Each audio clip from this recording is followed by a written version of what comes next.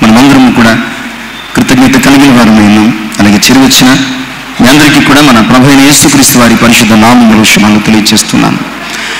ప్రభునందు ప్రియులారా, చదువుకున్నటువంటి వాక్య భాగాలు పరమగీతము 5వ అధ్యాయం మొదటి 6 వచనాలు, ప్రసంగి గ్రంథము 3వ అధ్యాయం 14 నుంచి 20 వచనాలు. గడిచిన వారము మనము ఈ యొక్క భాగాలను చదువుకున్నాం. అదే రీతిగా మూల వాక్యముగా ప్రకటన 3వ అధ్యాయము 20వ వచనాన్ని చదువుకుని మనం ఒక 4 విషయాలు మనకి ఇవ్వబడినటువంటి సమయాన్ని బట్టి మనం ఆలోచన చేస్తాం. ప్రభువుని ప్రియులారా, గడిచిన వారమే నేను జ్ఞాపకం చేస్తాను. మనము మిగిలిన విషయాలు దేవుని చిత్తమైతే వచ్చే వారము కొనసాగించుకుందామని. మరి ఈ మాటలను మనం కొనసాగించుకున్నట్టుకు గాను మరి ఒక వారం మూల వాక్యముగా ప్రకటన గ్రంథము 3వ అధ్యాయం 20వ వచనం. ఇదిగో నేను తలుపు వద్ద నిలుచుండి తట్టుచున్నాను. ఎవడైనా నా స్వరం విని తలుపు తీసిన ఎడల నేను అతని ఎదుకు వచ్చి అతనితో నేను నాతో కూడా అతడును భోజనము చేయుదము. ప్రభునందు ప్రియులారా, మొదటి భాగముగా పరమగీతాలు 5వ అధ్యాయం మొదటి 6 వచనాలు కూడా మనం చదువుకున్నాం. ఈ రెండింటినీ మనము సమదృక్పథములో ఆలోచన చేశాం. ఈ రెండు కూడా క్రైస్తవ విశ్వాస జీవితంలో చాలాసార్లు విడిచిపెట్టబడుతున్నటువంటి గ్రంథాలు. కారణం వాటిలో ఉన్నటువంటి అంశాలు కావచ్చు, భాష కావచ్చు, అర్థం కానటువంటి అనుభవాలు కావచ్చు. నిజమే, ఇది దైవికమైనటువంటి దృక్పథంలో ఆత్మీయ నేత్రములు తెరుచుకుని చదవాల్సినటువంటి గ్రంథాలే తప్ప మానవ ఆలోచనతో జ్ఞానముతో చదవాల్సినవి కాదు. చదివిన ఎంత మాత్రం కూడా అవి అర్థము కావు, అపార్థానికి దారితీస్తాయి. ప్రకటన గ్రంథము పరమగీతాలు క్రైస్తవ ఆధ్యాత్మిక జీవితానికి కావలసిన 2 అంతర్నేత్రాలు అన్నమాట అండి. 2 అంతర్నేత్రాలు. ఒకటి, పరమగీతాలు మన ఎడల ప్రభువుకున్నటువంటి అచంచలమైనటువంటి, అవ్యాజ్యమైనటువంటి, అద్వితీయమైనటువంటి అద్భుతమైన ప్రేమను జ్ఞాపకం చేస్తాయి. ఇందాక మనం పాడుకున్నాం కదండి, ఇవ్వబడినటువంటి సాంగ్ షీట్ నుంచి, ఎందుకు నన్నింతగా ప్రేమించావు. ప్రపంచంలో క్రైస్తవుడు మాత్రమే కాదు, ఏ మానవుడు కూడా ఎందుకు ఆయన నన్ను ప్రేమించాడనడానికి మనం ఎందుకు పనికిరాని వారం, ఎందుకు నన్ను ఆయన ప్రేమించాడని గుండె మీద చేసుకుని చెప్పడానికి మనము ఎందుకు పనికి మాలిన వాళ్ళం. అందుకని భక్తుడు ఎందుకు రాశాడో తెలియదు కానీ, అర్థం కాక రాశాడో, ఆయన ప్రేమ అర్థమై రాశాడో తెలియదు కానీ, ఎందుకు నన్నింతగా నువ్వు ప్రేమించావు. ఏ రీజన్ లేదు, ఏ హేతువు లేదు, ఏ కారణము లేదు. అసలు ఆయన ప్రేమించడంలో మనకు ఎలాంటి అర్హత లేదు. కానీ మన పాపాన్ని, మన శాపాన్ని తీసివేయడం కొరకు ఆయన మన కొరకు చాలిన దేవునిగా మనల్ని ప్రేమించాడు. తన రూపంలో మనల్ని, తన పోలికలో మనల్ని నిర్మించుకోవడానికి మనల్ని ఆయన ఏర్పాటు చేసుకున్నాడు. మన శ్రమలు, వ్యధలు ఆయన భరించి వహించి ఆయన కృపలో మనల్ని దాచుకున్నాడు. ఆయన సన్నిధి మనలో, మనం ఆయన సన్నిధిలో, ఆయన పరిశుద్ధ ఆరాధనలో ఆయన మనము ఏకమవ్వడానికి ఆయన మన కొరకు శరీరధారి అయి వచ్చాడు. మనం ఇంకా అడక్క ముందే మనకు అన్నీ ఇచ్చిన ప్రేమ ఆయనది. మనం ఇంకా బ్రతక ముందే మన బ్రతుకును ఆయన అరచేతుల్లో చిక్కుకున్న ప్రేమ ఆయనది. అందుకనే ఈ కీర్తన రాస్తూ చివరిలో ఏం చెప్పాలో తెలియక దేవుని ప్రేమ గురించి అతనికి తెలిసిన ఒకే ఒక మాట రాస్తున్నాడు. ఏమి అద్భుత ప్రేమ సంకల్పం, నేనేమి చెల్లింతు. నీకు అర్థమవుతుందో లేదో, నీ ఎడల నా ఎడల ఆయనకున్నటువంటి ఆయన ప్రేమ సంకల్పము ఎంత అద్భుతమైనదో నీ జీవితంలో నువ్వు గ్రహించడానికి కూడా అవకాశం లేదు. ఆ అద్భుతమైన ప్రేమ సంకల్పం పరమగీతాల్లో కనబడుతుంది. ఈ మాటలన్నీ నేను ఎందుకు జ్ఞాపకం చేశానంటే, ఆయన అద్భుతమైనటువంటి ప్రేమ సంకల్పం పరమగీతాలలో చాలా స్పష్టంగా సంఘానికి ప్రభువుకు సంఘానికి యేసయ్యకు ఉన్నటువంటి ఆ అద్భుతమైనటువంటి ఆ ప్రేమ అనుబంధాన్ని గురించి రాస్తూ ఉంటాడు. అందుకనే ఆ పరమగీతాలు అన్నిటిలో కూడా చాలా ప్రధానమైనటువంటి మూల వాక్యము మరి మనం జ్ఞాపకం చేసుకుంటే ఆ పరమగీతాల గ్రంథము 8వ అధ్యాయములు ఆయన 6వ వచనములు అంటాడు, ప్రేమ ఈ లోక ప్రేమ నిన్ను మరణానికి గురి చేస్తే దేవుని ప్రేమ నిన్ను మరణములోంచి, ప్రేమ మరణమంత బలమైనదంటే మన జీవితంలో మరణ బలము నుంచి తప్పించుకునే దమ్ము ఎవరికైనా ఉందా ప్రపంచంలో? నువ్వు గొప్ప అధికారి కావచ్చు, రాజువి కావచ్చు, చక్రవర్తి కావచ్చు, బలం ఉండొచ్చు, జ్ఞానం ఉండొచ్చు, గొప్ప సైంటిస్ట్ కావచ్చు, ఇంకా ఈ ప్రపంచంలో ఉన్నటువంటి క్వాలిఫికేషన్స్ అన్నీ కూడా నీ లైఫ్లో అద్భుతంగా ఉండొచ్చు. బట్ నువ్వు ఎన్ని అద్భుతమైనటువంటి అనుభవాలు కలిగి ఉన్నా ఒక రోజు నువ్వు ఏం చేయాలి? చచ్చిపోవాలా. అంటే నువ్వు ఎలాంటి టాలెంట్స్ కలిగినా మరణ బలము నుంచి, కానీ యేసు ప్రేమ నేను నన్ను మరణ బలము నుంచి తప్పించి రక్షించింది. అలాంటి ప్రేమ పరమగీతాల్లో కనబడితే ఆయన ఉగ్రత అంటే ఈ ప్రేమను నిర్లక్ష్యం చేస్తే కనుక, ఇట్టి దేవుని ప్రేమను నిర్లక్ష్యం చేస్తే కనుక ఆయన ఉగ్రత రానున్న దినములలో ఎలా ఉండబోతుందో అదే సంఘానికి జ్ఞాపకం చేస్తున్నాడు. 7 ఉగ్రత పాత్రలు, 7 ఏళ్ల శ్రమ, ఇలాంటి అనేక అనుభవాలు, అనేక సత్యాల గురించి తన ప్రేమించినటువంటి శిష్యుడైనటువంటి యోహానుకు అద్భుతమైనటువంటి పరలోక దర్శనాన్ని పద్మాసు ద్వీపము నుంచి ఆయన బయలుపరిచాడు. కనుక ప్రియులారా, మనము ఎక్కడున్నామంటే ఆయన ప్రేమకు ఆయన ఉగ్రతకు మధ్యలో ఉన్నాం. మనం ఎక్కడున్నామండి? మన ఈ దినములు ఆయన ప్రేమకు ఆయన ఉగ్రతకు మధ్యలో ఉన్నాం. ఈ మధ్యలో ఈరోజు మనం ధ్యానం చేసుకోబోతున్న కొనసాగింపు వాక్యము, ఆయన తలుపునొద్దు నుండి, ఆయన ప్రేమకు ఆయన ఉగ్రతకు మధ్య నీకు ఎంతకాలం ఈ లోకంలో జీవించబోతున్నావు అంతకాలము ఆయన నీ బతుకు తలుపు దగ్గర ఉండి ఆయన తలుపు తడుతున్నాడు. ఆయన స్వరం విని నువ్వు తలుపు తీస్తే ఆయనతో ప్రేమ విందు, లేదా రాకడలో ఉగ్రతతో పొందు అన్న సంగతిని వాక్యం ద్వారా జ్ఞాపకం చేస్తున్నాను. గడిచిన వారంలో ఆయన తలుపు తట్టినప్పుడు తీసిన 4 వ్యక్తులను మనం చూసామండి. తలుపు తట్టడం అంటే ఏదో మన డోర్ నాక్ చేస్తున్నట్టు కాదు, ఇంటికి వచ్చి ఎవరు కాలు బెల్ కొడుతున్నట్టు నాక్ చేస్తున్నట్టు కాదు, కానీ ఆయన వాక్యం చేత, ఆయన స్వరం చేత, ఆయన మాట చేత, ఆయన గద్దెపు చేత, ఆయన ఆజ్ఞ చేత, ఆయన నిబంధన చేత ఏదో విధంగా ఏదో రకంగా ప్రతి సమయంలో కూడా ఆయన తలుపు నద్ద నుండి మన బ్రతుకు తలుపు, మన హృదయపు తలుపు ఏం చేస్తున్నాడండి? కొడుతున్నాడు.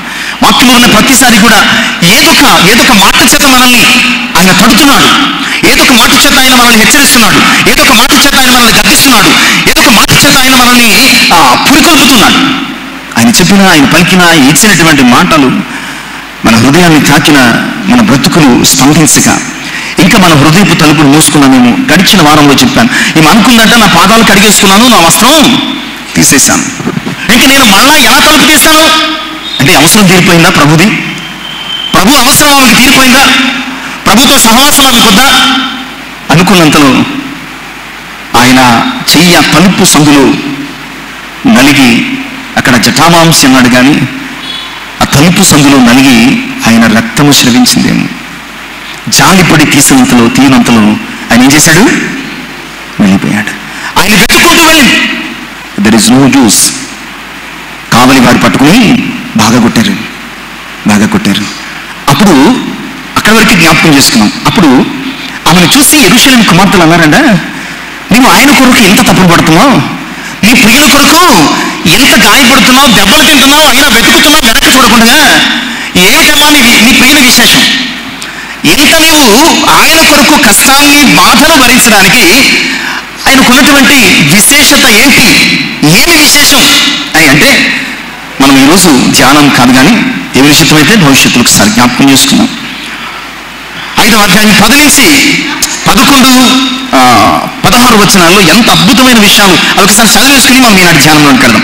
నా ప్రియుడు ధవలవర్ణుడు, రత్నవర్ణుడు, 10,000 మంది పురుషులలో అతని గుర్తించవచ్చును. అతని శిరస్సు అపరంజి వంటిది, అతని తల వెంట్రుకలు కాక పక్షముల వలె కృష్ణ వర్ణములు, అవి నొక్కులుగా కనబడుచున్నవి. అతని నేత్రములు నదీ తీరమునందు గువ్వల వలె కనబడుచున్నవి, అవి పాలతో కడగబడినట్టున్నవి, అవి చక్కగా తాచిన రత్నముల వలె ఉన్నవి. అతని చెక్కులు పరిమళ పుష్పస్థానములు, సుగంధ వృక్షములు చెత్త శోభిలు, ఉన్నత భూభాగములు. అతని పెదవులు పద్మముల వంటివి, ద్రవరూపక జటామాంసి వలె అవి పరిమళించును. అతని కరములు తార్షీషు రత్నభూషితమైన స్వర్ణ గోళముల వలె ఉన్నవి. అతని కాయము నీల రత్న ఖచ్చితమైన విచిత్రమగు దంతపు పనిగా కనబడుచున్నది. అతని కాళ్ళు మేలిమి బంగారు మట్లయందు నిలిపిన చలువ రాతి స్తంభముల వలె ఉన్నది. అతని వైఖరి లెబనోను పర్వత తుల్యము, అది దేవదారు వృక్షములంత ప్రసిద్ధము. అతని నోరు అతి మధురము, అతడు అతి కాంక్షణీయుడు. యెరూషలేము కుమార్తెలారా, ఇదిగో ఇతడే నా ప్రియుడు, ఇతడే. ఎంత అద్భుతమైనటువంటి స్వరూప వర్ణన, స్వభావ వర్ణన. వీళ్ళరా, నిజంగా ఇది పరలోక భాష అన్న సంగతిని ఆ విశేషాన్ని చెబుతూ ప్రపంచంలో ఎవ్వరికీ లేనటువంటి ఆ స్వభావ సిద్ధమైనటువంటి దైవిక స్వభావ సిద్ధమైనటువంటి సంగతులను వివరిస్తూ, అందుకును మా ప్రియుని కొరకు నేను శ్రమ పడుతున్నాను. ఈరోజు ప్రియ సంగమా, మన ప్రియుడైనటువంటి ప్రభు కొరకు ఎందుకు శ్రమ పడాలంటే, ఆయన అతి మనోహరుడు, అతి కాంక్షణీయుడు, ధవలవర్ణుడు, రత్నవర్ణుడు, 10,000లో శ్రేష్ఠుడు కనుక ఆయన కొరకు మనము ఈ లోకంలో ఎంత శ్రమైనా సంఘముగా భరించి ఆయన రాక కొరకు పరమగీతాలలో ఆయన ప్రేమను అనుభవించి ప్రకటనలో ఆయన ఉగ్రత పాలు కాకుండా ఆయనతో ఎత్తబడి గుంపులు ఉండడానికి సిద్ధపడదు. కనుకనే ఆయన 2025 సంవత్సరాల నుంచి మన హృదయపు తలుపు, మన బ్రతుకు తలుపు తడుతూనే ఉన్నాడు, కొడుతూనే ఉన్నాడు. గడిచిన వారంలో పాట పాడుకున్నాం మనం. ఏ పాట అంటే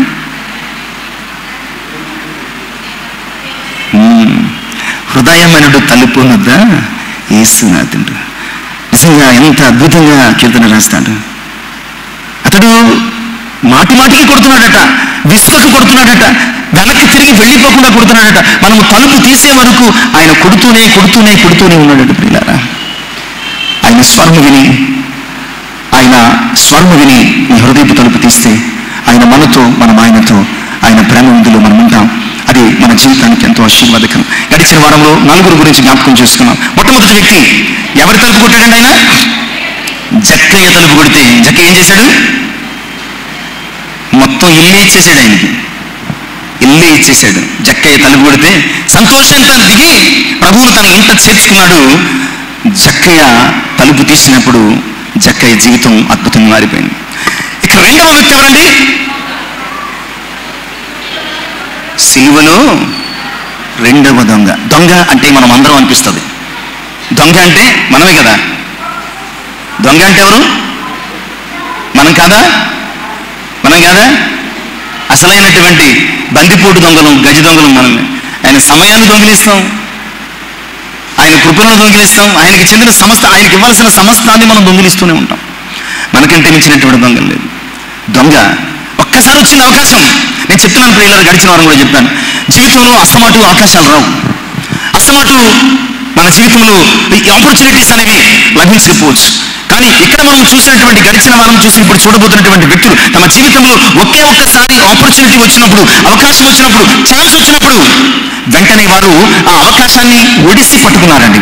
అవకాశాన్ని చెంత పట్టుకుని తమ బ్రతుకులను మార్చేసుకున్నారు. అలాంటి వాటిలో జక్కయ్య మొదటివాడు. అతని జీవితంలో ప్రభు తలుపు తట్టాడు, స్వరం విని వెంటనే తలుపు తీశాడు. దొంగ కూడా దొంగ బ్రతుకు తలుపు ఆయన ప్రేమ చేత తట్టగా వెంటనే దొంగ కూడా తలుపు తెరిచి ప్రభువుని తన జీవితంలోనికి ఆహ్వానించాడు. ఇక మూడో వ్యక్తి ఎవరండి? ఎవరు? ఐథియోపియుడైనటువంటి, ఇప్పుడు ఇథియోప్ అని చెప్తున్నారు, ఐథియోపియుడైనటువంటి నపుంసకుడు. ఈయన ఒక ఫినాన్షియల్ మినిస్టర్, ఆర్థిక మంత్రి అనమాట అండి. అతడు కూడా చివరికి ప్రభు అంటే తెలియదు, ప్రభు పరిస్థితి తెలియదు, ఏమీ తెలియదు. ఊరకనే యెరూషలేమునకు ఏదో పుణ్యక్షేత్ర దర్శనార్థమే వచ్చాడు. వెళుతూ ధర్మశాస్త్రాన్ని కొనుక్కున్నాడు, వెళుతూ చదువుకున్నాడు. అతని ఆసక్తిని చూసి ప్రభు చెప్తున్నాడు ఫిలిప్పుతో, నువ్వు వెళ్ళి కలుసుకున్నప్పుడు నువ్వు చదువుతున్నది గ్రహిస్తున్నావంటే, ఎవరైనా దారి చెప్పుకుంటే నాకు ఎలా తెలుస్తుంది? వెంటనే ప్రభువుని గురించి వివరించినప్పుడు, ఇదిగో నీళ్ళు నీకు బాప్తిసం ఇవ్వడానికి. ఆ నపుంసకుడికి కూడా ప్రియులారా ఒక్కసారి అవకాశం వచ్చింది. ఒక్కసారి ప్రభు వాక్యం చేత తలుపు తడితే వెంటనే ఇది బాప్తిసం పొంది అన్నింటికి వెళ్ళిపోయాడు. అన్నాం నయమాను కూడా వచ్చాడు, కానీ అతడు రక్షణ పొంది వెళ్ళలేకపోయాడు. కానీ నపుంసకుడు మాత్రం రక్షించబడిన వ్యక్తిగా వెళ్ళిపోయాడు. ఇక చివరి వ్యక్తిని ఏం చూసుకున్నాం? ఎవరిని ధ్యానించామండి? సౌలును ధ్యానించాం. సౌలు జీవితంలో కూడా ఒక్కసారి సౌలా నీవేళ నన్ను హింసించుచున్నావని ప్రభువు స్వరం చేత తలుపు తడితే, ప్రభు అని ఎవడు నీవు హింసించున్న యేసు ఇక వారు మాట్లాడలేదు. తన బ్రతుకు తలుపు తెరిచాడు, పౌలుగా మార్చబడ్డాడు. మరి నీవేం చేస్తున్నావు అని ముగించుకున్నాం. ఈరోజు మరికొంతమంది వ్యక్తులను ఆలోచన చేద్దాం. ఎందుకంటే ఆయన అప్పటి నుండి ఇప్పటి వరకు ఆయన మన తలుపు తడుతూనే ఉన్నారు. తీసిన వారు రక్షించబడ్డారు, తీయని వారు శిక్షించబడ్డారు. ఈరోజు మరొక వారు, ఇదిగో ఆయన తలుపు వద్ద తడుతున్నాడు, ఆయన స్వరము విని తలుపు తీసిన ఎడల మనతో ఆయనతో మనము ఆయన ప్రేమ విందులో ఉందాం. ఈరోజు తీసిన వారు ఎవరు చూద్దామంటే, అపోస్తలుల కార్యముల గ్రంథం 16వ అధ్యాయం 14-15 వచనాలు. అప్పుడు లూదియా అను దైవ భక్తి గల ఒక స్త్రీ విలుచుండేది. ఆమె ఊదా రంగు పొడిని అమ్ము తుయతైరా పట్టణస్థురాలు. ప్రభు ఆమె హృదయం తెరిచిన గనుక పౌలు చెప్పిన మాటల యందు లక్ష్యమించను. చాలండి. ఇక్కడ జరుగుతున్నటువంటి ఒక సందర్భం, మాసిదోనియాలో చాలా ముఖ్యమైన పట్టణమైనటువంటి ఫిలిప్పీకి వచ్చారు.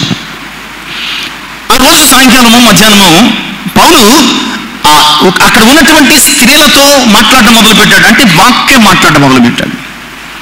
ఊరికనే ఈ లోక సంగతులు కాదు, కానీ అక్కడ ఉన్నటువంటి స్త్రీలతో ఆయన దేవుని ప్రభు యొక్క రక్షణ సువార్తను ప్రకటించడం మొదలుపెట్టాడు. అక్కడ ఉన్నవారందరూ వింటున్నారు. బట్ అక్కడ ఒక స్త్రీ ఉంది. అక్కడ ఉన్నటువంటి అనేకమైన స్త్రీలలో ఎవరి గురించి మాట్లాడలేదు, ఎవరి వృత్తి గురించి మాట్లాడలేదు, ఎవరి పేరు లేదు, ఎవరి గురించి అస్సలు ప్రస్తావన లేదు. స్త్రీలు అన్నాడంటే. బట్ అక్కడ స్పెసిఫిక్గా ఒక వ్యక్తి ఆమె వృత్తి, ఆమె ఊరు గురించి మాట్లాడుతున్నాడు. ఆ వ్యక్తి పేరు లూదియా, ఆమె ఊరి పేరు తుయతైరా, ఆమె వృత్తి పేరు ఊదా రంగు పొడి అమ్ముతుంది. ప్రియులారా, ఎంత ప్రత్యేకించి రాయబడ్డది. నిజమే, ఆయన తలుపు తట్టినప్పుడు మనం తీస్తే మనం ఆయనకు ప్రత్యేకమైన వారంగా గుర్తించబడతాం అన్నమాట. అండి అక్కడ చాలా మంది స్త్రీలు ఉన్నారు, కానీ తలుపు తీసినటువంటి ఈమె గురించి పరిశుద్ధాత్ముడు ప్రత్యేకంగా స్పెసిఫిక్గా చాలా క్లియర్ కట్గా రాస్తున్నాడు. ఆమె పేరు రాస్తున్నాడు, ఆమె ఊరు రాస్తున్నాడు, ఆమె వృత్తిని రాస్తున్నాడు, ఆమె తలుపు తీస్తే పొందినటువంటి ఆశీర్వాదాన్ని కూడా రాస్తున్నాడు. అండి ఆమె సాధారణంగా మనం కొంచెం బెటర్గా ఉన్నామనుకోండి, ఇంకా దేవుడు లేదు దెయ్యము లేదు అన్నట్టుగా చాలా నిర్లక్ష్యంగా ప్రవర్తిస్తూ ఉంటాం. కానీ ఈమె ఒక చాలా పెద్ద వ్యాపారం అనమాట. అండి నేను గడిచిన దినాల్లో కూడా చెప్పాను, ఊదా రంగు అంటే కేవలము రాజులు తమ వస్త్రములకు ఆ రంగును అద్దుకుంటారండి. అది రాజులకు సంబంధించినటువంటి రంగు తప్ప ఇక సామాన్యులు దానిని వేసే అంతటి డబ్బున్న వాడుగా ఉండరు. అలాంటి రంగు అమ్ముతుందంటే ఆమె చాలా ధనవంతురాలు అయి ఉండాలి. అలాగే చాలా ఒక ప్రత్యేకమైనటువంటి గుర్తింపు కలిగిన పట్టణం నుంచి వచ్చింది. అలాంటి ఆమె తన వ్యాపారం చేసుకోక, తన టైం వేస్ట్ చేసుకుంటున్నానని అనుకోకుండా పౌలు ఏం చెప్తున్నాడో ఆమె విందనమాట. అంటే ప్రభువు స్వరానికి ఆమె ఏం చేసిందండి? తలుపు తెరిచి ఇష్టపడ్డది కనుక ప్రభు ఆమె హృదయమును తెరిచాడు, తమ హృదయమును తెరిచాడు. ఈరోజు ప్రియులారా, చాలా కాలంగా ఆయన స్వరము తల్లులు, లేదంటే యవన బిడ్డలు, లేదంటే చిన్న బిడ్డలు, లేదంటే పురుషులు చాలా కాలంగా ఆయన స్వార్థ పలు విధాలుగా అనేక రకాలైనటువంటి మీడియా ద్వారా వింటున్నామండి. ఎక్కడ చూసినా ఏదో విధముగా ఆయన స్వార్థ. మనం రోడ్డు మీద వెళుతుంటే, ఒక ఊర్లో వెళుతుంటే, ఆ ఊర్లో ఒక చోట, 2 చోట్ల, 3 చోట్ల ఎక్కడో చోట ప్రార్థన జరుగుతూ ఉంటుంది. లేదా అవునా కదా? ఈ రోజు ఎలా ఉందంటే, మనము రోడ్డు మీద వెళుతుంటే, లేదా ఊర్లో వెళుతుంటే, లేదా ఒక పట్టణంలో వెళుతుంటే, లేదా ఒక ప్రదేశంలో ప్రయాణం చేస్తూ వెళుతుంటే, ప్రియులారా, మనము వెళుతున్నటువంటి 1 కిలోమీటర్ రేడియన్స్ లో ఎక్కడో చోట ఏమవుతుంది? ప్రార్థన కూడిక జరుగుతుంది.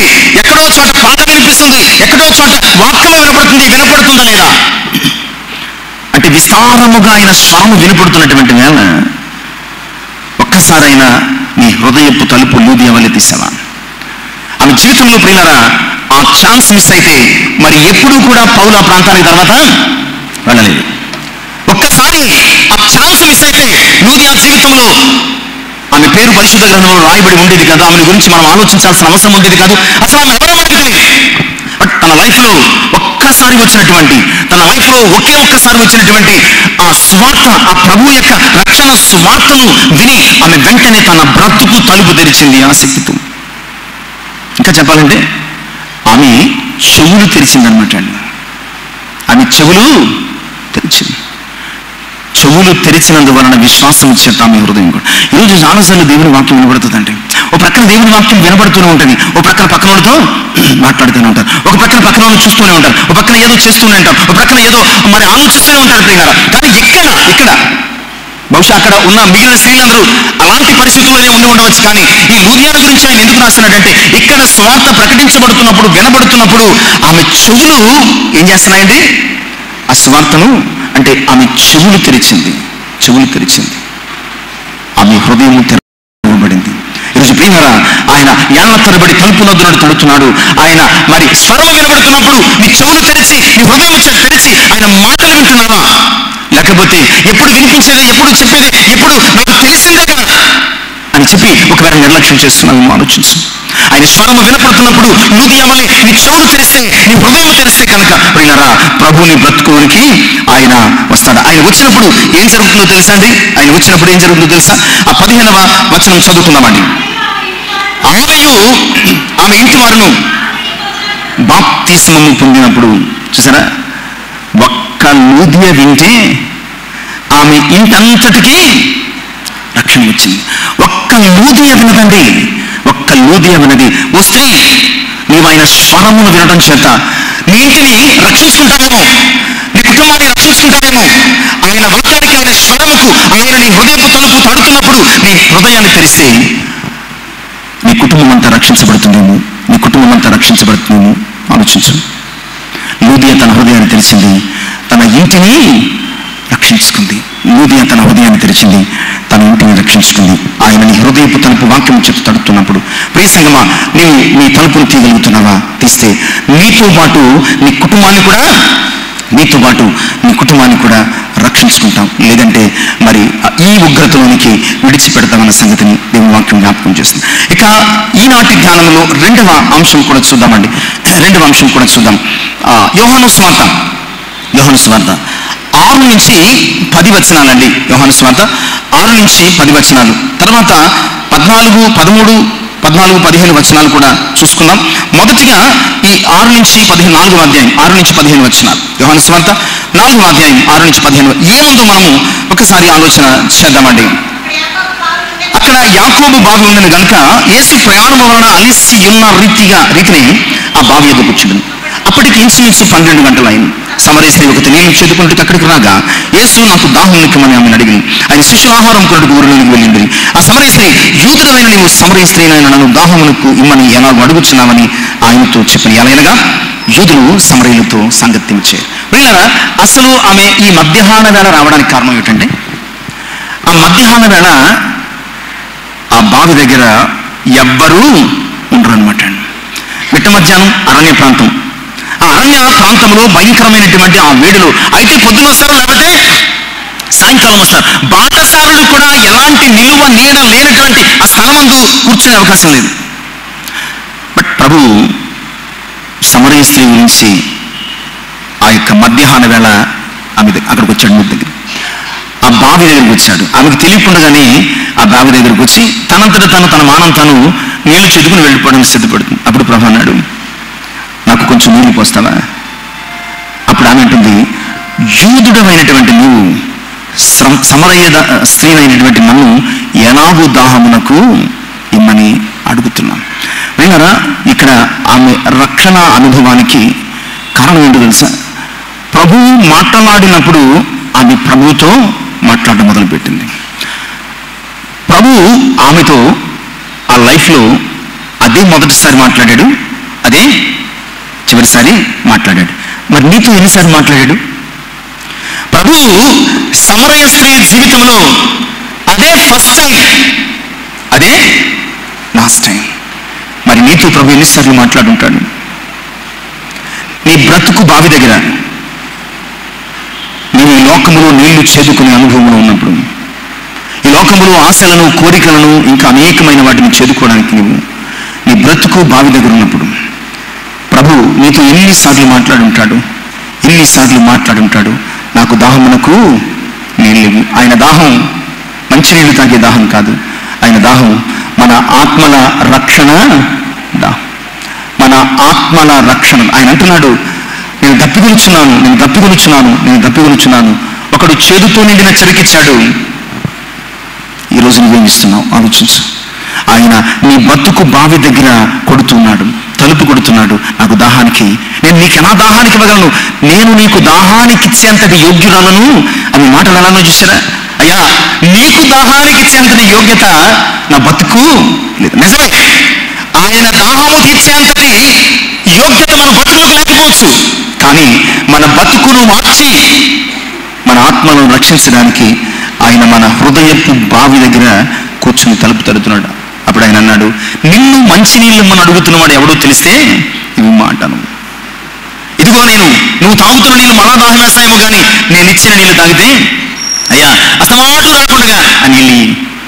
ఆయన ఏమన్నాడు? నీ పెనిమిటిని పిలుచుకురమ్మన్నాడు. అయ్యా, నాకు పెనిమిటి లేడు. పెనిమిటి అంటే ఎవరు తెలుసా? భర్త. నీ భర్తను పిలుచుకురా. అయ్యా, నాకు భర్త లేడు. అవును, నిజమే చెప్పితివి. ఇదివరకు నీకు 5 పెనిమిట్లు ఉండేది, ఇప్పుడు ఉన్నవాడు. ప్రియులారా, ఆమె బతుకంతా కూడా తలుపు తీసిన తర్వాత మన వాలంటీర్స్ వాళ్ళు వీళ్ళు వచ్చి తలుపు తీసినట్టు నేను చెప్పేవారు. గవర్నమెంట్ పథకాలన్నిటి గురించి గబగబా టక చెప్పేసేవారు. అలాగే తలుపు తీసిన వెంటనే ప్రభు ఏం చెప్పాడు? ఇది నీ బతుకు. తలుపు తీసిన వెంటనే ప్రభు ఏం చెప్పాడు? ఇది నీ బతుకు. నువ్వు తలుపేసుకుని ఉన్నావు అనుకుంటున్నావేమో, ఏమీ తెలియదు, ఎవరికి తెలియదు అని అనుకుంటున్నావేమో. ఇదిగో నువ్వు తలుపు తీసే నీ బతుకు ఇది. ఆమె కొండ విడిచిపెట్టి వెళ్ళిపోయిన తర్వాత, ఈ మాటలో 28, 29 వచనాలు ఉంటాయి. ఆమె తన కొండ విడిచిపెట్టి ఊర్లోనికి వెళ్ళి తన ఊరి వారిని పిలుచుకొచ్చినప్పుడు ఒక మాట వాళ్ళతో చెప్పింది. ఆ మాట ఎవరు తెలుసా? నేను చేసినవన్నీ నాతో చెప్పిన మనుషుని నేను కనుగొన్నాను. ఈయన కాదా మెస్సయ్య? ప్రియులారా, మన బలహీనతలన్నీ ఆయన వాక్యంలో చెబుతుంటే ప్రభువు చెబుతున్నట్టు గ్రహించి మనం ఏం చేయాలంటే మన తలుపును తెరిచి మన కుండను విడిచిపెట్టి ప్రభు కొరకు జీవించగలగాలి. ఆమె చేసినవి ప్రభు ఆమెతో చెప్తున్నప్పుడు ఆమెకి ఏమి రావాలి?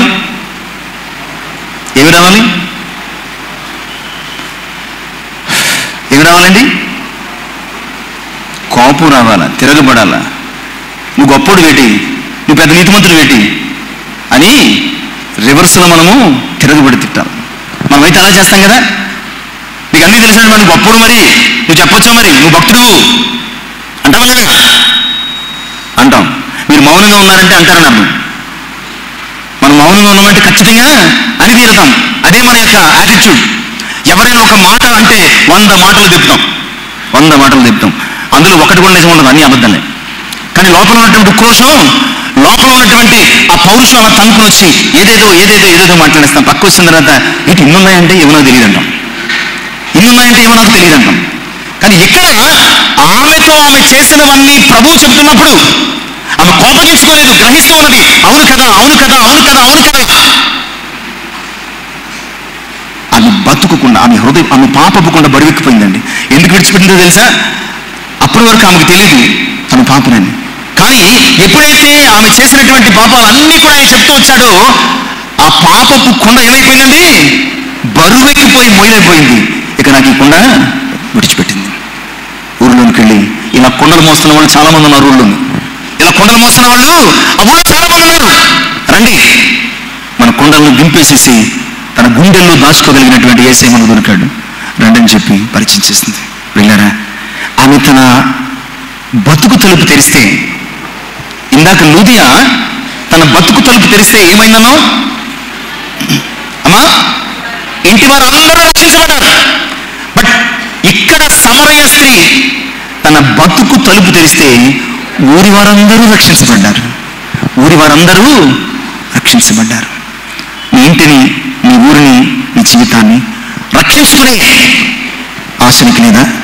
ఆశ ఉంటే కనుక ఇదిగో ఆయన తలుపు వద్ద నుండి తడుతున్నాడు. ఎవరు తలుపు తీస్తారో వారు ఏమవుతారండి? రక్షించబడతారు. తన ఇంటి వాళ్ళని రక్షించుకుంటాడు, తన ఊరి వారిని కూడా రక్షించుకుంటారు అన్న సంగతిని దేవుని యొక్క వాక్యం ద్వారా జ్ఞాపకం చేస్తాం. ఇక మూడవ విషయాన్ని కూడా మనం ఆలోచన చేద్దాం. అదే అపోస్తలుల కార్యముల గ్రంథం 10వ అధ్యాయం 3 నుంచి 6 వచనాలు. 3 నుంచి 6 వచనాలు. ఇంచుమించు 3 గంటల వేళ దేవుని దూత అతని యుద్ధకు వచ్చి కొర్నేలియుని పిలుచుట దర్శనమందు తేటగా అతనికి కనబడింది. అతడు దూత వైపు తేరి చూసి భయపడి ప్రభువా ఏమని అడిగాను. అందుకు దూత,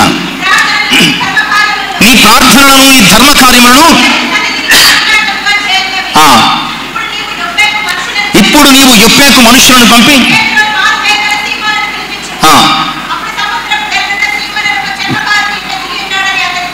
చాలండి. ఇక్కడ ఎవరు కనబడుతున్నారండి? పరిశుద్ధ గ్రంథంలో కొన్నిసార్లు వెరీ నార్మల్గా రాస్తూ ఉంటాడు. కొన్నిసార్లు అతనికి ఉన్నటువంటి ఒక పెట్ నేమ్, నిక్ నేమ్, లేదా అతని ఊరి పేరు, లేదా అతని ఉద్యోగుల పేరు, లేదా అతని తండ్రి పేరు, లేదా అతని తల్లి పేరు, ఇలాగా రాస్తూ ఉంటాడు. ఇప్పుడు చెప్పండి, చెప్పమంటే ఇక్కడి నుంచి చెప్తారు, లేకపోతే ఇక్కడి నుంచి చెప్తారు. శతాధిపతి అయినటువంటి అంతే. శతాధిపతి అంటే 100 మీద కాదు, 100 మంది మీద, 100 మంది మీద ఒక పోలీస్ ఆఫీసర్ అనమాట. మేబీ ఓ డిఎస్పీ ర్యాంక్ అయి ఉండొచ్చేమో, ఒక డిఎస్పీ ర్యాంక్ అయి ఉండొచ్చు, లేదా అడిషనల్ ఎస్పీ ర్యాంక్ అయి ఉండొచ్చు. ఒక మంచి ఉన్నతమైనటువంటి ఉద్యోగం. ఇక్కడ ఎందుకు చెప్పాడంటే, అలాంటోడే తీశాడు, నువ్వు ఎందుకు తీయట్లేదు? అలాంటోడే తీశాడు. అతడు కఠినమైనటువంటి ఉద్యోగమును, కఠినంగా ప్రవర్తించాల్సినటువంటి ఉద్దేశంతో, ఒక కఠినమైనటువంటి మనస్సుతో ఉన్నటువంటి వ్యక్తేమో, ఒక ఆ క్యాడర్లో, ఆ డిపార్ట్మెంట్లో ఉన్నటువంటి వ్యక్తి. బట్ ఇతడు దానికి భిన్నంగా ప్రార్థనలు, ధర్మ కార్యాలు చేస్తున్నాడు. చాలా కాలంగా చేస్తున్నాడు. ఒకరోజు, ఒకే ఒక్క రోజు, మళ్ళా చెప్తున్నాను, అదే మొదటిసారి, అదే చివరిసారి, ఒకే ఒక్క రోజు దర్శనమందు దూత స్వరం విన్నాడు, ప్రభు స్వరం విన్నాడు. కొన్నేమి, ఎవరు ప్రభా? ఇదిగో నీ ధర్మ కార్యాలు, ప్రార్థనలు దేవుని సన్నిధికి చేరాయి. యొప్పేకు దూతను పంపించి పేతురు, సీమోనును మారు పేరు కలిగిన పేతురుని పిలిపించుకో, అతనికి సువార్త ప్రకటిస్తాడు. ప్రియులారా, మనం అనుకుంటాం నలుగురికి దానం చేస్తే పుణ్యం వచ్చిందని, నలుగురికి ధర్మం చేస్తే మనకు మంచి వచ్చేస్తుంది. ఇంకా మనకి దేవుడు ఏం చేశాడంటే పరలోక రాజ్యంలో ఫ్లాట్ రాసి ఇచ్చాడు, అంతే కదా. మన ఉద్దేశం ఏంటండి? మనం దానం చేస్తే, ధర్మం చేస్తే, భోజనం పెడితే, అది చేస్తే, ఇచ్చేస్తే, ఇంకా ఏదో చేస్తే మనకి అక్కడ శాంక్షన్ అయిపోయింది. ఫ్లాటో, సైటో ఏదో శాంక్షన్ అయిపోయి వెళ్ళి మనం అక్కడ ఉండడమే, ఇక్కడ సంపాదించుకున్న వాళ్ళలో పట్టుకెళ్ళిపోయి అక్కడ ఉండడమే అని చాలాసార్లు మనం గ్రహిస్తాం. బట్ ఇతడు గొప్ప ప్రార్థనాపరుడు. ఇతని ధర్మ కార్యాలు ఎక్కడికి వెళ్ళాయట? కొన్ని పరిశుద్ధ గ్రంథంలో చేయబడుతున్న, రాయబడుతున్న దేవుని దగ్గర డైరెక్ట్ వెళ్ళిపోయి, అందులో సౌలుగా చేస్తున్నటువంటి ప్రార్థన ఎక్కడికి వెళ్ళిపోయింది? అలాగే ఇక్కడ ఇతడు చేసిన ప్రార్థన, ధర్మ కార్యాలు ఎక్కడికి వెళ్ళిపోయాయండి? ఆయన సన్నిధికి వెళ్ళిపోయాయండి. ఆయన సన్నిధికి వెళ్ళిపోయి, మనం చేస్తున్నది ఏమన్నా దేవుని సన్నిధికి వెళ్ళాయా? మనం ఏమైనా చేస్తుంటే అవి దేవుని సన్నిధికి వెళ్ళాయా? వెళ్ళేయలేదు, చెప్పండి. వెళ్ళాయా? నేను అంటాను వెళ్ళలేదంటాను. మీరు ప్రశ్నిస్తారా ఎందుకు వెళ్ళలేదని? వెళ్ళలేదు అని చెప్తాను ఖచ్చితంగా. మనము చేసిన ఏ ధర్మ కార్యము, ఏ ప్రార్థన పక్కన పెడతాం, ధర్మ కార్యము, ఇచ్చిన కానుకలు ఏమి వెళ్ళలేదు. ఎందుకు వెళ్ళలేదు? ఎందుకు వెళ్ళలేదంటే ఆయన ఏం చెప్తున్నాడంటే, నీ కుడి చేతితో చేసిన దానం ఎడం చేతికి తెలియదు. కానీ ఎందుకు వెళ్ళలేదు ఇప్పుడు అర్థమైందా? ఎందుకు వెళ్ళలేదు అర్థమైందా? మనము ఏం చేసినా సరే అందరికీ తెలియాలి, అంతే. మన పబ్లిసిటీ ఎలా ఉంటుందంటే పీక్లో ఉంటుంది. వీక్లో ఉంటుంది. ఒక సాధారణమైనటువంటి ఏదో ఒక చిన్న రొట్టు ముక్క ఇచ్చామనుకోండి, దాన్ని మనం ఏం చేయొచ్చు అంటే మనకున్నటువంటి పబ్లిసిటీ సోర్సెస్ ఏంటంటే ఒక సాధారణ ఒక బన్ ఇచ్చామనుకోండి, ఎవరికైనా ఫోటో తీసుకున్నాం, మంచిది, బాగుంది, ఇన్స్పిరేషన్గా చాలామంది తీసుకుంటారు అనుకోండి, దాన్ని పక్కన పెడదాం. ఈ బన్ని మనం రేపొద్దున స్టాటస్లోనో డీపీగానే పెట్టుకోవాలంటే ఏం చేస్తామంటే ఈ బన్ని మనం ఎక్కడికి తీసుకెళ్తాం, ఒక స్టోర్ ఉంటుంది సెల్ ఫోన్లో, దానికి తీసుకెళ్ళి ఆ బన్నకి నిండా కేక్ అదే క్రీమ్ పట్టించి అందంగా ముస్తాబు చేసి ఆ 5 రూపాయల బన్నని 100 రూపాయల బన్నగా చేయొచ్చా లేదా? అంటే ఇలా చేస్తామని కాదు, కానీ మనము ఎంత పబ్లిసిటీ కోరుకుంటామన్నమాట అండి. ఒక 10 రూపాయలు దేవునికి ఇచ్చి 10 సార్లు ప్రకటించాలి. నేను ఒకసారి వైజాగ్లో ప్రాక్టికల్ అనమాట అండి, అది నా final year practical. Vizag Malkapuram అక్కడ ఆ చర్చిలో నేను ప్రాక్టికల్ చేస్తున్నాను, 6 ప్రాక్టికల్. అది ఫస్ట్ వీక్ అనుకుంటా, అదే నాకు లాస్ట్ వీక్ కూడా. ఇంకా ముగించుకుని వచ్చేస్తాను, వెళ్ళిపోతాను హైదరాబాద్.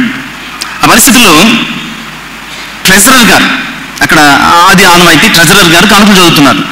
చదువుతుంటే ఒక కానుక చదివారు, 50 రూపాయలు ఎంతో, 50 ఉందో సరి గుర్తులేదు, కానుక చదివారు. అయితే ఆ పేరు కొంచెం తేడా చదివారు అంతే, పేరు కొంచెం తేడా చదివారు అంతే. కాంగ్రిగేషన్ నుంచి వచ్చి తారాజోలా లేచిపోయాడు. కళ్ళు మూసిపోయాయా? నేను 50 రూపాయలు ఇచ్చాను, పేరు రాస్తే చదవడం రాట్లేదు నీకు? నేను పారిపోదాం ఉన్నాను హైదరాబాద్ అట్నించండి. ఎందుకు వచ్చిన వాడవరా, ఈ పరిచర్య వద్దు, ఈ దేవుడు వద్దు, ఈ సేవ వద్దు, ఎందుకు వచ్చిన వాడు అనుకున్నాను. అప్పుడే ఇంకా సేవలో కూడా పూర్తిగా రాలేదు, బెక్క చచ్చిపోయినట్టు అయిపోయింది అనమాట. ట్రెజరర్ గారు సారీ అండి అని చెప్పి సరిదిద్ది మళ్ళీ ఆ పేరు అనౌన్స్ చేసే వరకు ఆయన కూర్చోలేదు, తిట్లు మానలేదు. చెప్పండి, నువ్వు చేసిన ధర్మ కార్యాలు, ప్రార్థనలు ఎక్కడ ఉండాలి? జనాల నాలుక మీద ఉండాలనుకున్నావేమో. నువ్వు ఇక్కడ ఒక్కసారి చదివించుకుంటే ఆ అకౌంట్ ఎక్కడ జమ చేయబడినట్టు? దేవుని దగ్గర. ఎవరు చెప్పారు మీకు? ఒక్కసారి ఇక్కడ రాయించుకుంటే ఎక్కడే ఉండిపోయినట్టు అది.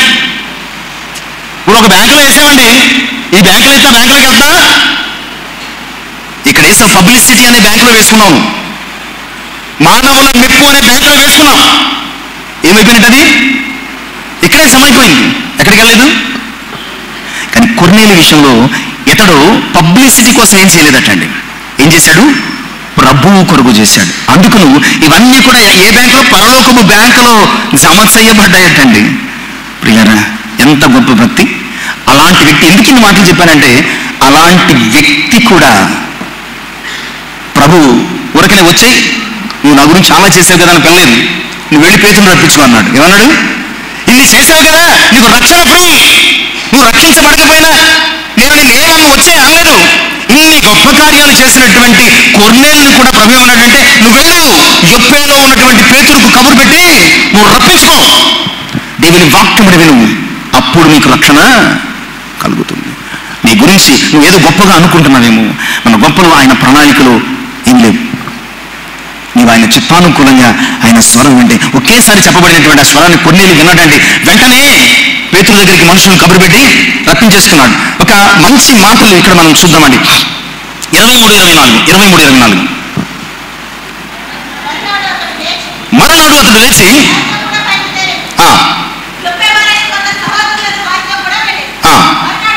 మరునాడు వారు కైసరియలో ప్రవేశించి అప్పుడు కొర్నేలు తన బంధువులను, ముఖ్య స్నేహితులను పిలిపించి వారి కొరకు. కొర్నేలు ఎవరండి? శతాధిపతి. అంటే కొన్ని ఎమర్జెన్సీ డిపార్ట్మెంట్లు ఉంటాయండి, కొన్ని ఎమర్జెన్సీ డిపార్ట్మెంట్లు చాలా ఉన్నాయి. అందులో పోలీస్ డిపార్ట్మెంట్ కూడా ఎమర్జెన్సీ. వాళ్ళకి డ్యూటీ టైమింగ్స్ అనేవి ఉండవు. మిడ్ నైట్ అయినా ఏ టైం అయినా వెళ్ళి తీరాలంటే. అలాంటి వ్యక్తి ఇక్కడ రాయబడుతున్నటువంటి మాటలు. మరునాడు వారు కైసరియలో ప్రవేశించినప్పుడు కొర్నేలు తన బంధువులను, ముఖ్య స్నేహితులను పిలిపించి వారి కొరకు, ఇది కదా వారి కొరకు వెయిటింగ్ అనమాట అండి. వెయిటింగ్ మనము వెయిటింగ్ చేయడానికి ఇష్టపడం. మన గురించి దేవుడు వెయిట్ చేయాలి తప్ప దేవుడి గురించి మనం ఎప్పుడు కూడా వెయిట్ చేయడానికి ఇష్టపడం. కానీ కొర్నేలి ఒక డిఎస్పీలో అడిషనల్ ఎస్పీ స్థాయిలో ఉన్నటువంటి ఒక పోలీస్ ఆఫీసర్ తన ముఖ్య స్నేహితులను, బంధువులను పిలిచాడు. కనీసం నీ స్నేహితుల్లో ఒక్కరికైనా సువార్త ప్రకటించావా? నీ బంధువుల్లో ఒక్కరికైనా సువార్త ప్రకటించావా? కానీ కొర్నేలి ఇన్ని ధర్మ కార్యాలు, ఇన్ని గొప్ప కార్యాలు, ఇన్ని ప్రార్థనలు దేవుని సన్నిధిలో దాచబడి ఉండేంతగా గొప్ప గొప్ప కార్యాలు చేసినటువంటి కొర్నేలి సైతం రక్షణ కొరకు తన హృదయపు తలుపు తెరిచి తన స్నేహితులను బంధువులను కూర్చోబెట్టి ఎదురు చూస్తూ, అసలు కొర్నేలి తలుపు దేవుడు తట్టలేదండి. ఎందుకు మాట్లాడినానంటే, ఆయన సువార్త వినడానికి ముందుగా కొర్నేలి తలుపులు తెరిచి కూర్చున్నాడు. కొర్నేలి ఏం చేశాడండి? తలుపులు కనిపెట్టుకుని ఉండేను. కొర్నేలి తలుపులు తెరిచి కూర్చున్నాడు. నేరుగా కొర్నేలి ఇంట్లోనికి సువార్త వచ్చింది. ప్రియులారా, కొర్నేలి అతని ముఖ్య స్నేహితులు బంధువులు రక్షణ పొందారు. నీవు ఎలా ఉన్నావు ఆలోచించు. ఆయన తలుపు నద్దునని తడుతున్నాడు. నీవు ఆ తలుపు తీస్తే నీతో పాటు నీ బంధువులు, నీ స్నేహితులు, నీకు నెలవైన వారు, నీకు ప్రియులైన వారు కూడా రక్షించబడతారు. మరి నువ్వు తలుపు తీస్తున్నావా లేదా తలుపు మూసుకుని కూర్చున్నావా? ఎలాంటి స్థితి కలిగి ఉన్నావో ఆలోచన చేసుకో. ఈరోజు మరి ముగ్గురిని చూసామండి. ఒకరు లూదియా రైట్ టైంలో ఒకే ఒక్కసారి తన జీవితంలో తలుపు తట్టబడింది, ఆమె ఇంటి వారు రక్షించబడ్డారు. సమరయస్త్రీ ఒకే ఒక్క ఛాన్స్ వచ్చింది, ఆమె ఆ ఊరి వారు రక్షించబడ్డారు. కొర్నేలి ఒకే ఒక ఛాన్స్ వచ్చింది, అతడు, అతని ముఖ్య స్నేహితులు, బంధువులు కూడా రక్షించబడ్డారు. మరి నీ సంగతి ఏంటి? నీ సంగతి ఏంటి? ఈరోజు అనేక పాపముల చేత మరి పడిపోయినటువంటి మన తలుపు కూడా తడుతున్నాడు. చూద్దాం లూకాసు వార్త 7వ అధ్యాయం 36 నుంచి 38 వచనాలు. లూకాసు వార్త 7వ అధ్యాయం 36 నుంచి 38. త్వరగా సమయం అయిపోతుంది. పరిసయ్యులలో ఒకడు తనతో కూడా భోజనమునకు చేయవలనని ఆయన అడిగి, ఆయన పరిసయ్యుని ఇంటికి వెళ్ళి భోజన పంక్తిని కూర్చుండగా ఆ ఊరిలో ఉన్న పాపాత్మురాలైన ఒక స్త్రీ యేసు పరిసయ్యుని ఇంట భోజనము కూర్చున్నాడని తెలుసుకుని ఒక బుడ్డిలో అత్తరు తీసుకుని వచ్చి వెనుకతట ఆయన పాదముల యొద్ద నిలువబడి ఏడ్చుచు కన్నీళ్లతో ఆయన పాదములను తడిపి తన తల వెంట్రుకలతో తుడిచి ఆయన పాదములకు ముద్దు పెట్టుకుని అతరు. ప్రియులారా, కొన్నిసార్లు ఆయన తలుపు తడతాడు, కొన్నిసార్లు మనమే తలుపు తెరుచుకుని ఆయన దగ్గరికి వెళ్ళాలి. అలాంటి స్త్రీని ఎవరో పిలిచాడు, వాళ్ళ ఇంటి దగ్గర ఆయన భోజనం చేస్తున్నాడు. ఆ వ్యక్తి ఇంటికి ప్రభువు వచ్చాడని తెలిసి వెనకమాటుగా ఒక స్త్రీ వచ్చి కన్నీళ్లతో పాదాలు కడిగి తల వెంట్రుకలతో తుడిచి అత్తరు పాదాలకు, ఆమె పాపాత్మురాలు. ఇన్ని చెప్పిన తర్వాత ఆమె ఎవరు? పాపాత్మురాలు. ప్రియులారా, ఆమె జీవితంలో ఆ ఊరికి, ఆ ఇంటికి, తన ఇంటికి కూడా రాలేదండి. ఈరోజు మన ఇంటికి ఆయన నేరుగా వస్తుంటేనే తలుపు తీయటం లేదు. ఈమె పక్కింటికి వచ్చిన ప్రభు దగ్గరికి వెళ్ళింది. పక్కింటికి వచ్చినటువంటి ప్రభు దగ్గరికి వెళ్ళి ఆమె పాపముల కన్నీరు రూపములు ఆయన పాదములు కడగగా ఆ పాపపు అపవిత్రత ఆయన పాదములకు తగలకుండగా అత్తరు పూసి ఏడుస్తూ కూర్చుంది. పరిసయ్యుడు అన్నాడు, ఈయన పాపాత్మురాలని తెలిసి ఈయన ఎలా ముట్టుకొని ఇస్తున్నాడు? అతని హృదయాన్ని గ్రహించినటువంటి ప్రభు అన్నాడు, నేను వచ్చినప్పుడు నాకు ఎలాంటి పరిచర్య చేయలేదు, నాకు ఎలాంటి సపర్యలు చేయలేదు. 44 నుంచి 48 వచనాల భాగంలో కనబడుతుందండి. దయచేసి చదువుదాం మా మాటలు కూడా కొన్ని.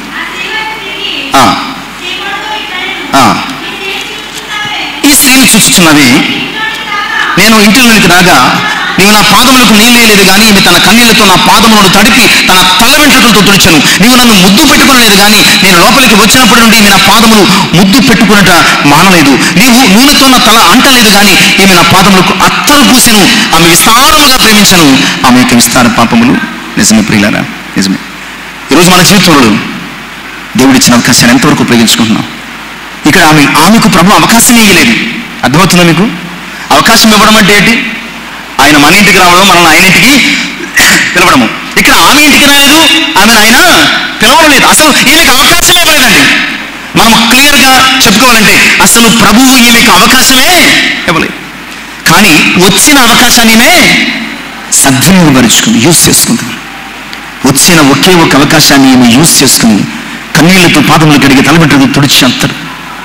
ఆమె విస్తారముగా ప్రేమించింది కనుక విస్తారమైన పాపములు. ఈరోజు ప్రియులారా, నేను చెప్పే చివరి మాట ఒకటే, ఆయన తలుపు నొద్దునడు తడుతున్నాడు. కొన్నిసార్లు డైరెక్ట్గా, కొన్నిసార్లు ఇండైరెక్ట్గా. ఆయన తలుపు తడుతున్నప్పుడు నువ్వు నాకెందుకులే, లేదా ఈరోజు తీద్దాం, రేపు తీద్దాం, ఎల్లుండి తీద్దాం, పడుకున్నాను, అలిసిపోయాను అని చెప్పి నీవు నీ యొక్క హృదయపు తలుపులు మూసుకుని కఠినమైనటువంటి హృదయంతో లోపలికి వచ్చినవేమో. నీకు అవకాశం ఉన్నప్పుడే ఆయన అందుబాటులో ఉంటాడు. యెహోవా దొరుకు కాలమందు ఆయనను వెతుకుడి, ఆయన సమీపముగా ఉండగానే ఆయనను వేడుకునడి. ఆయన దొరికే కాలములో మాత్రమే ఆయనను వెతకాలి. ఆయన కట్టే కాలములో మాత్రమే తలుపు తీయాలి. ఆయన నీ జీవితంలో అందుబాటులో ఉన్నప్పుడే మనము మారు మనస్సు పొంది రక్షణ అనుభవించేట ఆయన కృపను అనుభవించాలి. లేదా ఒక్కసారి గడియలు వేయబడితే, ఒక్కసారి తలుపు వేయబడితే ప్రియులారా, ఆ తర్వాత అయ్యా మేము మీకోసమే వచ్చాం, ఇదిగో నూనె కొనడానికి వెళ్ళాం, తలుపు తీయ దయచేసి అంటే ఏమంటాడండి? మీరెవరో నాకు తెలియదు. ఆయన తలుపు తట్టినప్పుడు తీస్తే ఆయనను మీరు ఎరుగుతారు, మిమ్మల్ని ఆయన ఎరుగుతారు. తీయకపోతే తర్వాత ఎంత తట్టినా ఆయన అంటాడు నేను మిమ్మల్ని. ప్రియులారా, ఈ యొక్క ఉదయ సమయంలో ప్రభు మన జీవితంలో 2025 6 నెలలు గడిచిపోయాయి. 7వ నెల ఆల్రెడీ 4-5 రోజులు గడిచిపోయాయి. ఈ మొదటి ఆదివారం ఆరాధనలో మనతో మాట్లాడుతున్నాడు. 2025 జూలై మాసం ఈ 6వ దినం వరకు కూడా మన తలుపును తడుతూనే ఉన్నాడు.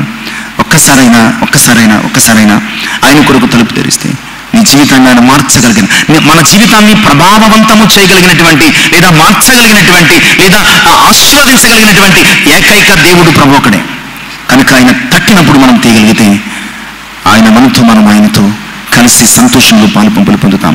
అట్టి కృప దేవుడు మనకిస్తున్నటువంటి వందల వేల అవకాశాలను సద్వినియోగం చేసుకుని మన హృదయపు తలుపు తెరిచి ఆయన మన హృదయంలో నిలుపుకుందాం. ఆయన మన హృదయంలో ఉంటే సంతోషం, లేకపోతే మన జీవితంలో. ఒకరోజు ఆయన దగ్గరికి ఒక వ్యక్తి వచ్చాడు. అయ్యా, పరలోక రాజ్యానికి, నిత్య రాజ్యానికి మీరు వారసుల్ని కావాలంటే ఏం చేయాలి? ధర్మశాస్త్రాన్ని పాటించు. చిన్నప్పటి నుంచి పాటిస్తున్నాను, అయితే ఇంకా నీకు కొదువుగా ఒకటి ఉంది, నువ్వు వెళ్ళి నీ ఆస్తిని అమ్మి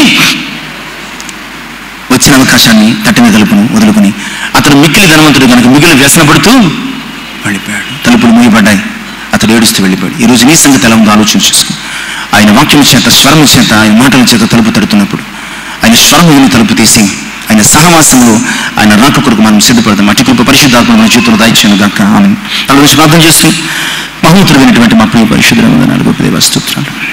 ఇంతవరకు మాతో మాట్లాడారు. మీరు తడుతున్నారయ్యా, వాక్యం ద్వారా, సాక్ష్యముల ద్వారా, స్వార్థ ద్వారా, అనేక సందర్భాల ద్వారా మా హృదయపు తలుపునైనా 2025 సంవత్సరాల క్రితం నుంచి కొడుతున్నారు. ఇంకా మేము నాయన మా హృదయ కాఠిన్యం చేత తలుపులు తీసివేస్తాం. ఆయన లోపలనైనా భయంకరమైనటువంటి స్థితిని ఉంచుకుని బయటికి భక్తి కలిగిన వారి వెళ్ళి మేము జీవిస్తున్నాము. ఇకనైనా మా హృదయపు తలుపులు తెరిచి మిమ్మల్ని ఆహ్వానించి మా హృదయంలో సమస్త పాపమును బయటకు తీసివేసుకోవడానికి, రక్షణానుభవం కలిగిన వారై రక్షకుడైన మీ కొరకు ఎదురు చూడడానికి కృపణించింది. సమస్త మహిమ ఘనత ప్రభావం మీరు పొందమని యేసు నామములో ప్రార్థించి వేడుకొంచున్నాను తండ్రి. ఆమేన్. దేవునికి మహిమ కలుగును గాక. దేవుని దీవించి ఆశీర్వదించండి.